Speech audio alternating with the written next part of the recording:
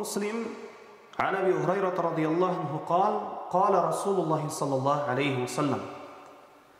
Бұл хадисті имам Муслим рахимахулла риwayat қылған. Абу Хурайра радиаллаху анхудан риwayat қылынады. Аллахтың елшісі саллаллаху алейхи ва саллям айтты: "Иза ташаххада ахадукум фалиястаиз биллахи мин арбаин."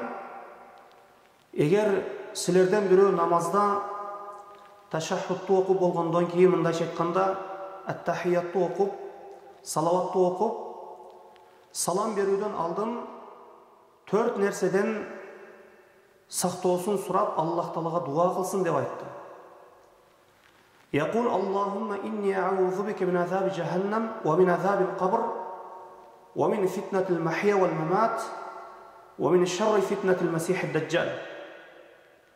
О Аллахым, тозақ азабынан, жана қабір азабынан, жана өлім жашоо фитнасынан, жана масих ад-даджжалдың фитнасының жамандығынан сақтағын деп Аллахқа дуа қылсын деп пайғамбарымыз саллаллаху алейхи ва саллям мына ушул дуаны оқуға бұйырған екен.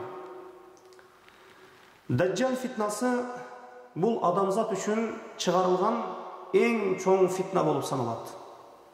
Ошондуктан хадисте келет, бардық пайғамбарлар Даджжалдың қашан шығусын билишпесе да өз үммөттөрүн, өз коомдорун мына ушул Масих ад-Даджжал фитнасынан ескертишкен екен.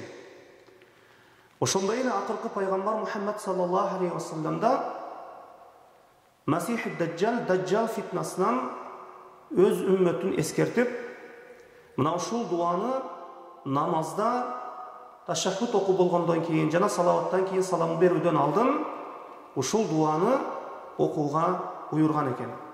Аллаху а'лам.